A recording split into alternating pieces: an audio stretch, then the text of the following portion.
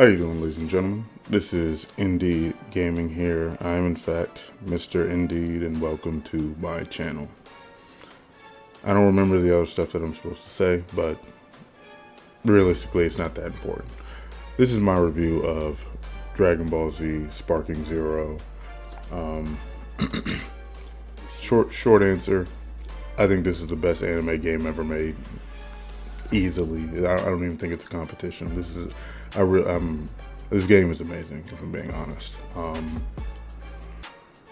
I think it's amazing for one of the reasons I think this game is so amazing. Before we even get into the story mode stuff, is that this game is uniquely built to be a Dragon Ball Z game, and when I say that, I mean this style of gameplay, like this flying 4D style of fighting game was made for Dragon Ball Z, originally in the Tenkaichi series, and I think it's been perfected here in this game.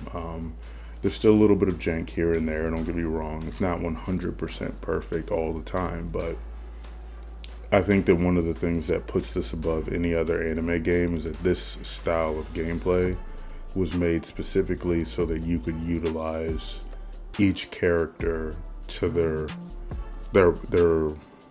lore accurate power to a degree anyway. Obviously we're not always destroying planets and stuff like that, and obviously in Dragon Ball Z they don't do that anyway, even though they actually could. But before I even go too far on a tangent about that, let's get into the story mode. Now, I've seen a lot of people complaining about the way that the story mode was done. Personally, I actually like the way the story mode was done, just because I've played through Dragon Ball Z story mode so many times that at this point it's just like it's all old news to me. I know how everything's gonna pan out. It's not news. Like, so I remember people were upset that they were, quote, leaking the story mode of the game, and it's like, I'm sorry guys, at this point everybody knows the story mode, or the story of Dragon Ball Z. Now, I didn't see any super leaks, and when people were talking about like some of the what if stuff, I'll give them that, that's fair. That is more of a leak, but as far as the actual like regular stories, like you can't really leak Dragon Ball Z's story at this point, in my opinion. And I like the way that they did the story, even though it's not as, I guess you could say, imaginative as a lot of other story modes for Dragon Ball Z games have been. But the reason I like it is because, like I said, I've played it so many times. The way they did the story mode kind of enabled me to be able to play through it and not... If I wanted to skip some of the stuff that I already know about and I'm just so used to, I could just do so. And honestly, I did that a lot because I was trying to get to this, I was trying to get to the online and everything, and I was trying to unlock things. So for the most part, I personally didn't mind the way they did the story mode.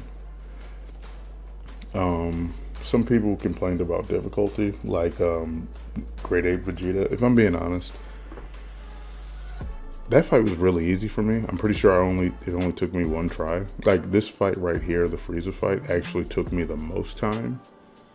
And I think this was probably one of my first biggest skill checks, because this is actually the fight that I won. But when I was fighting Frieza, when I tell you that he super countered and perceptioned every second move, or every second punch that I threw, I'm telling you, every second punch that I threw, he was either perceptioning it or super countering it. And this is obviously like very early gameplay for me, so I'm still kind of learning the game and how to play it. So I wasn't like, I'm not as, in these videos, I'm not as good in these videos as I am now. But yeah, for how good I was at the time of this was my first like real skill check. Great Ape Vegeta was not hard at all. I'm not really sure why everybody had such a issue fighting him. When it comes to the what if stuff that they did into the story mode, honestly, I really like a lot of the what if stuff. I think that they should have flushed those things out a little bit more.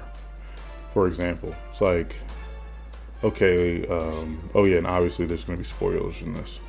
for what if stuff. So sorry. So you have Super Saiyan 2 Vegeta at the end of the Buu saga beats Kid Buu. Well, he doesn't beat Kid Buu completely by himself. Goku ends up helping him at the end, but they both, basically, instead of him getting fucked up for like 5 minutes, he actually is winning. Why not make him go Super Saiyan 3 in that moment? Why not? It's a what if scenario. It's like you, and then come back. They had Black Gohan and Black or Super Saiyan Ultimate Rose or whatever the hell they call it when Black Gohan goes into that form. Why not have Vegeta go Super Saiyan 3? And then, to be fair, this is another issue that I just have with the anime in general, because there's so many scenarios where realistically Vegeta should have went Super Saiyan 3, but for some reason they just didn't make him. Like in the Battle of Gods arc, like they say he got stronger than Goku when Goku was in Super Saiyan 3. It's like, okay, why not just make him go Super Saiyan 3 then? Why not? So that's a more of a personal issue that I have with Dragon Ball Z in general. That just kind of stemmed over into the game. But in general, I think the what if stuff should have been flushed out a bit more, because another issue I had is that for a lot of them, once you beat them, that was it. You couldn't continue their story. You'd have to go back to that previous fight you did the what if in, and then you would have to redo everything, and then make the normal choice, like the lore accurate choice, and then you could continue the story for most cases, which I didn't really like. And then also I think that they should have given you, like, you should be able to use the Black Gohan outfit for Gohan if you want to. Like, little things like that. And they'll probably add those as options later on down the line, I'm sure. But I just wish that they would have kind of flushed the what if stuff out. Like the Black Gohan scenario, at least as far as I ran into, that's the only thing that really introduces like a new character or new form. And I think that they should have and could have done a lot more of that with the what if stuff if that was the route they were gonna go. But let's get into the online stuff, because that's what everybody's really banking on. Now we get into the online, I have more actual criticisms of the game than the story mode, where it's just kind of like little nitpicky things here. When we get into the online gameplay, I actually have some more serious criticisms of it, because as much as I am enjoying playing online, there's certain scenarios that happen and certain ways that they did certain characters that to me just don't make sense. For example, when we're in rank mode, I think everybody should have 3 life bars because it's ranked. Now, if we're doing a player match or a tournament or something like that, yeah, let the fusions, full power Jirens, and Mastered Ultra Instinct Gokus, go ahead, let them have all 4 of their life bars and blah, blah, blah. Okay, whatever. But if we're playing ranked, we're actually playing for something. It's like you giving them 4 life bars. It's like once you get into those higher levels, and even at the lower levels, but especially at the higher levels, you're now putting people who want to play with certain characters. Like for me, I was playing mainly with Vegeta. You're now basically just putting me at a default disadvantage, because at the end of the day, people are going to choose the characters that are really strong. And obviously this is something that what's it called?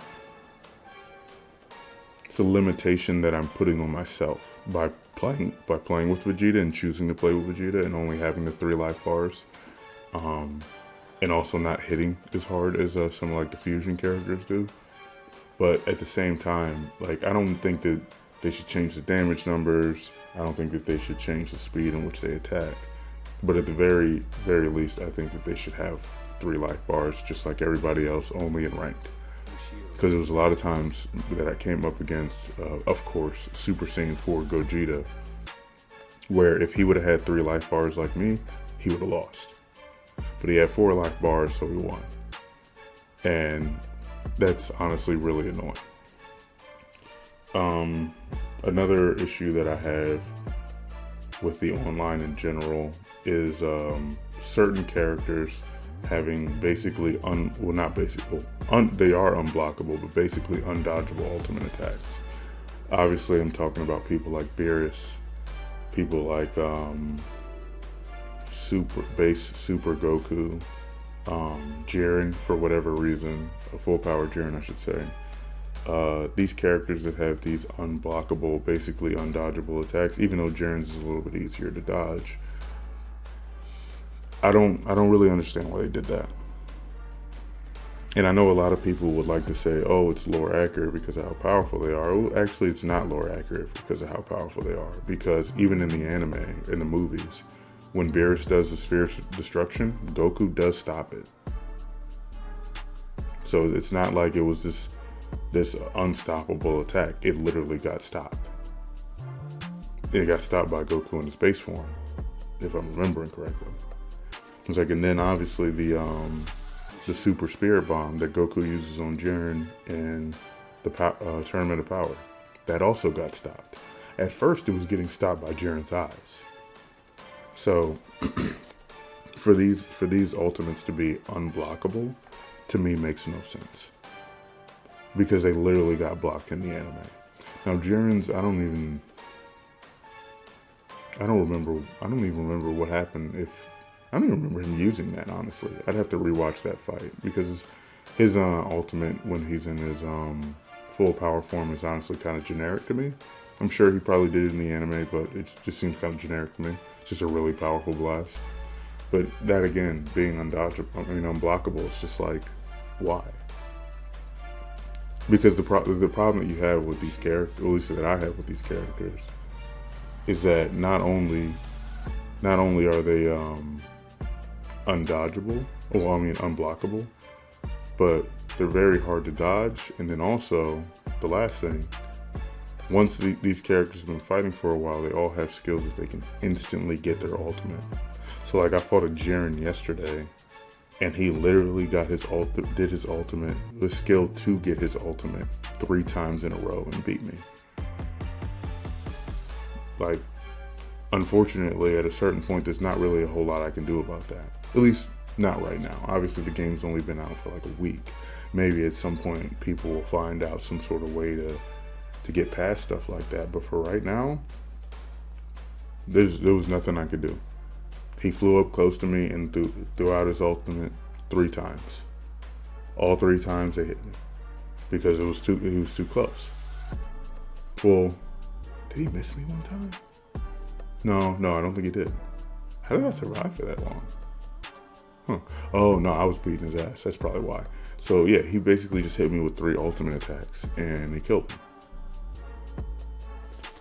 But they're all unblockable. I was playing with Mastered Ultra Instinct Goku, so I had 4 life bars just like he did, which is fine, because he had his little picture thing was full power Jiren, so I kind of figured he was going to use full power Jiren. I was like, let me go ahead and use Master Ultra Instinct Goku, so I at least have 4 life bars just like he does.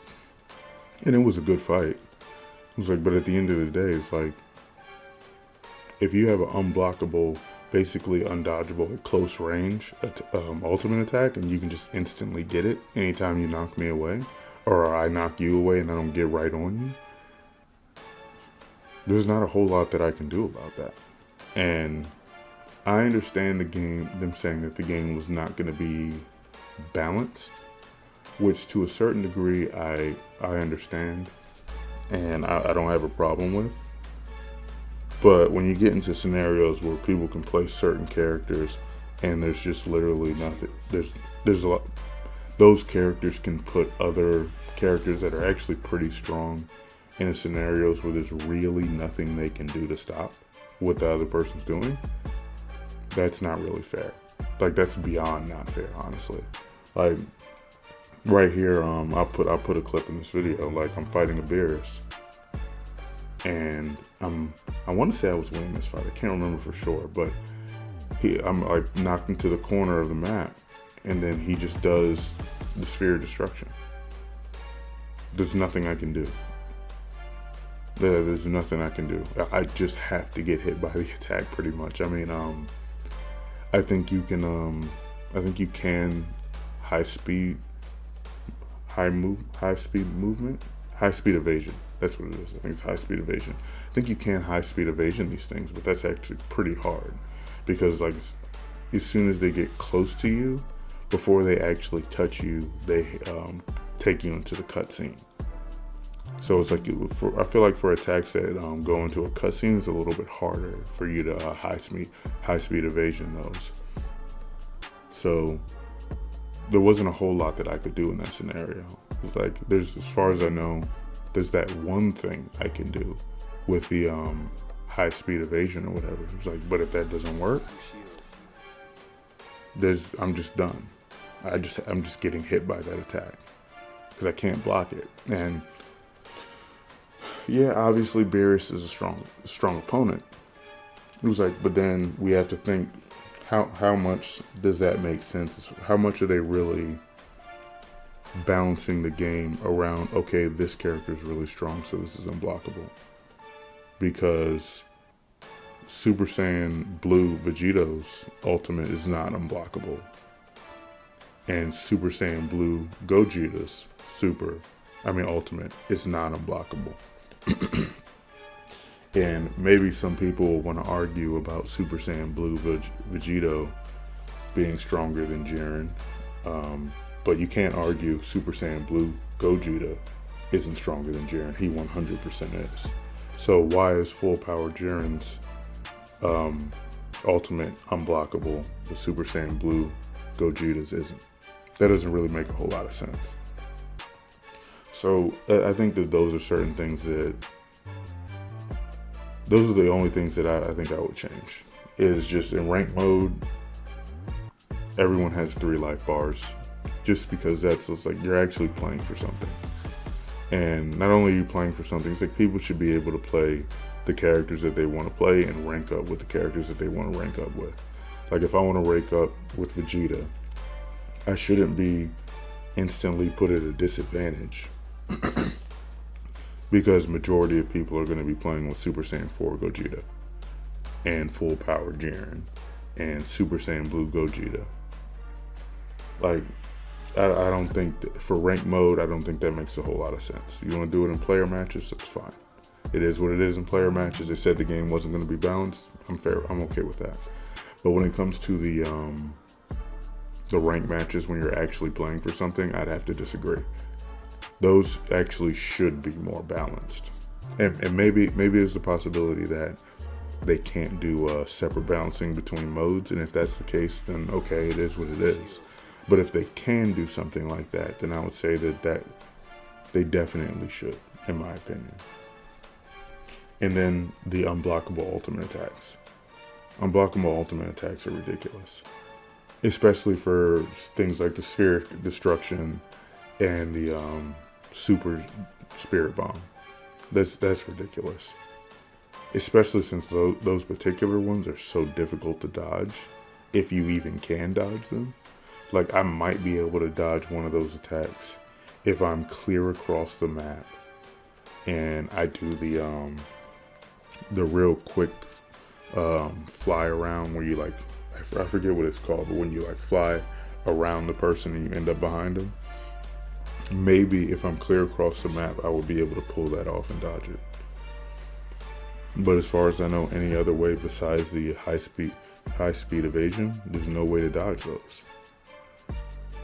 And high speed evasion, especially for attacks, like I said, that go into a cutscene when they hit, it's not easy to do. At least for blast attacks, I should say, that go into a cutscene. The rush attack, not rush attacks. They used to be called rush attacks in Tenkaichi, I'm pretty sure. I don't know why they call regular punches and stuff rush attacks now. But what they used to call rush attacks, I'm not sure what they call them in this game. Basically where you fly at you do an attack, you fly at somebody, and then you go into a cutscene of you hitting them and stuff like that. Whatever they're calling that in this game. With those are actually pretty easy to dodge, if I'm being honest. Even though some characters that are a little bit faster, like Hit or Mastered Ultra Instinct Goku, those ones are actually pretty hard to dodge because they're like instant. No matter where they're at, they just appear in front of you. Well, Mastered Ultra Instinct's regular super rush attack does.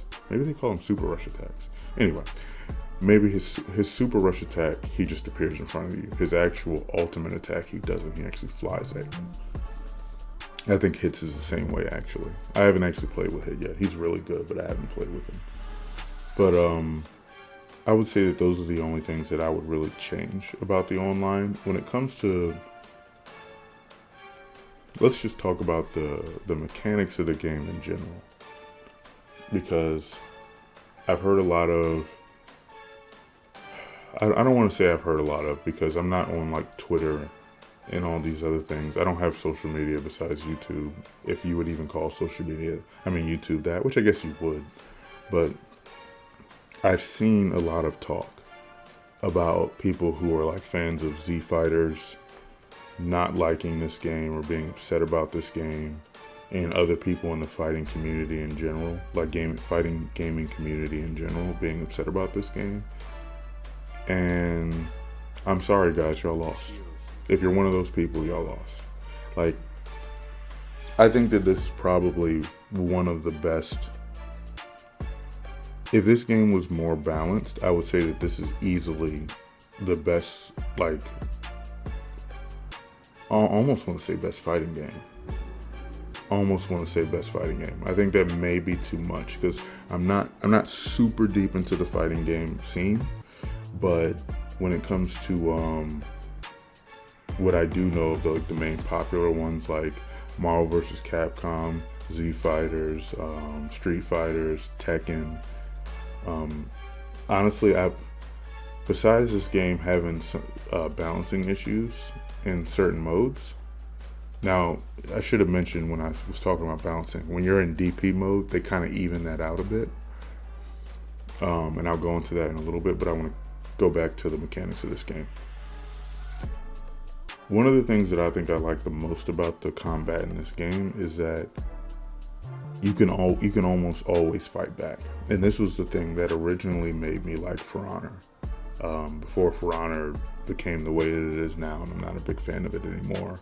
But even For Honor still kind of has that to it, just not as much. But this game has it where there's not a whole lot of times where you just can't fight back. There's like 6 different countering systems in this game that you can use. Some only work in certain scenarios, of course. It's like, but I do like the ability that you can always fight back, because that's how an actual fight is. You can always fight back for the most part. Just because somebody jabbed me one time doesn't mean that I'm now stuck in their combo until they stop hitting me. That's not how that works. You can always counter in some way, shape, or form.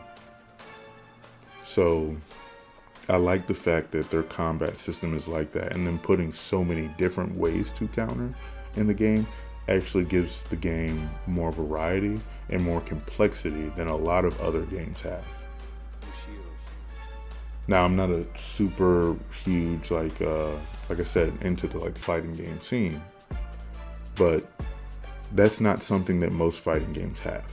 Most of those popular fighting games that I just mentioned, those are the type of games that as soon as you get tapped, you might as well put your controller down for the next 5 or 10 seconds, especially if you're up against a wall. And personally, I don't think that's fun. I think that's dumb. Even when I'm on the giving side of that. Now, I've never been big into any of those 3 games, but a game that I was big into that was similar was Injustice and Injustice 2. And I think Injustice 1 and 2 weren't too bad because those combos were much shorter most of the time anyway. At least I always did the shorter ones, because I don't like that type of gameplay where it's like, well, I hit this guy, so now I'm gonna do small jabs and little things here and there, and I'm gonna keep him in the air for his entire life bar. Personally, I don't like playing games like that. And I should also say, obviously, this is my personal opinion that these guys lost, and this game is better, but I think this game is better. I think that the variety that this combat comes with, that most other fighting games don't have, put this above those fighting games. Because variety in combat, when it comes to ways that you can defend yourself, ways that you can do combos, ways that you can string things together, that variety I think makes a good fighting game, because it means you're not always just doing the same thing over and over again, and your mind has to think more. Like, you have to think, if you're getting hit, if somebody's punching you in the back of the head, and it was like, okay, my perception doesn't work here. My Z counter, or whatever it's called, my revenge counter doesn't work here. It's like I have to use the super counter. Like, these are things that you have to think about. These are scenarios that you have to train to be good at. You have to keep these things in mind.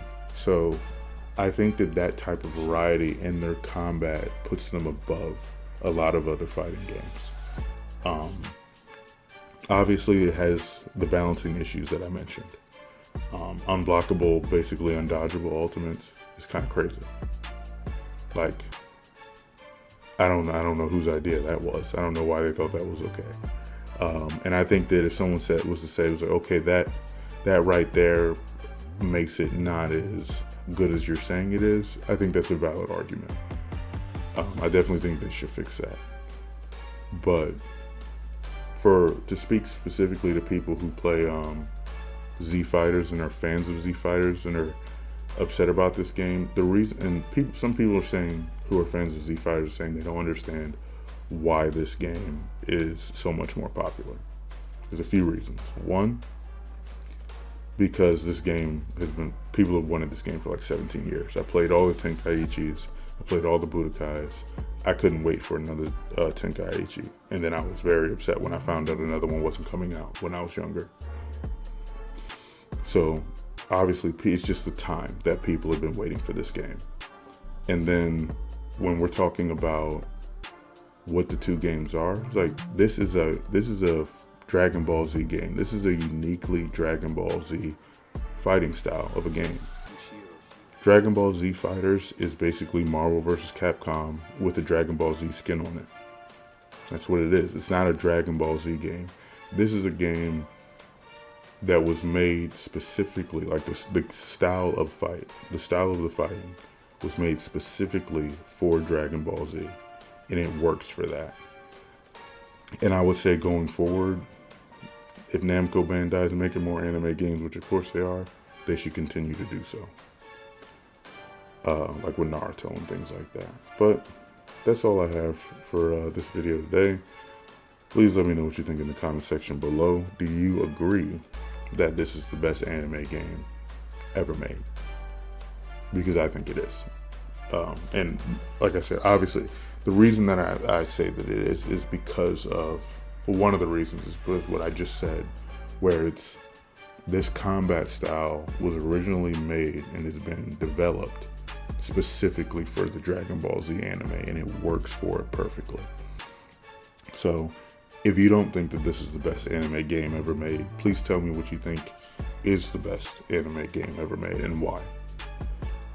I'm gonna have another video coming out soon where I end up fighting the ranked number 1 DP battles fighter in Dragon Ball Z Sparking Zero, at least at the time. Things didn't go super well for me, I'm not gonna lie. But let me know what you guys think in the comment section below, and I will see you in the next one. Indeed.